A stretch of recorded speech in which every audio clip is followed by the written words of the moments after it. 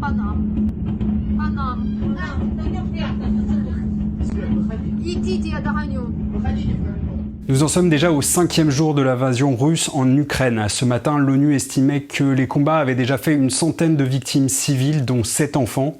Des civils qui souvent cherchent à fuir le pays. Ils sont déjà près de 500 000 à avoir traversé la frontière, notamment vers la Pologne. Ce matin, nous avons pu nous entretenir avec notre journaliste Hervé Chambonnière qui est sur place et qui nous a décrit la situation.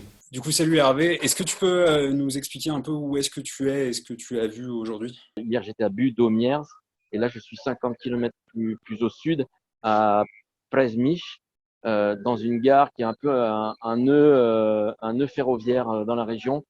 Il y a énormément de réfugiés qui affluent ici et qui essayent aussi de repartir.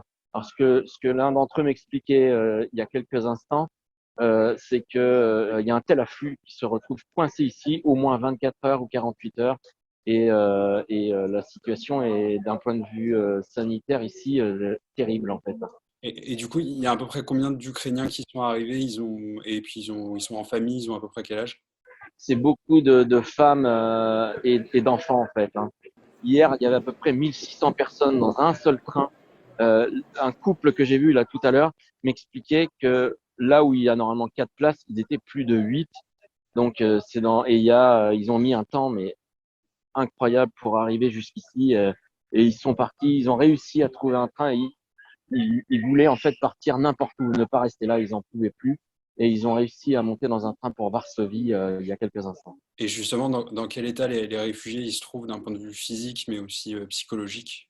Les gens sont harassés, bien évidemment, hein. Ils essayent de trouver de la place là où ils peuvent. Il y a quelques lits de camp par terre. La situation est vraiment terrible. Il y avait, quand tu arrives à la gare, il y a un énorme tas de vêtements et de chaussures dans lequel les gens viennent piocher. Il y a beaucoup de bénévoles, ils font ce qu'ils peuvent, mais on sent bien qu'ils sont débordés et ils craignent vraiment que ça s'amplifie de jour en jour. Et donc, il y a beaucoup de gens qui sont manifestement contraints de terminer leur périple à pied. Là, je parlais du couple d'étudiants que j'ai croisé là tout à l'heure. Ils ont fait 40 km à pied. Ils avaient les pieds dans un état épouvantable. La fille grimaçait de douleur. Ils sont allés à l'antenne médicale où j'ai passé 1 heure. Et donc, on voit, en fait, c'est un mini-hôpital hein, qui s'est installé dans ces murs-là avec une médecin volontaire et des secouristes. Et ils n'arrêtent pas.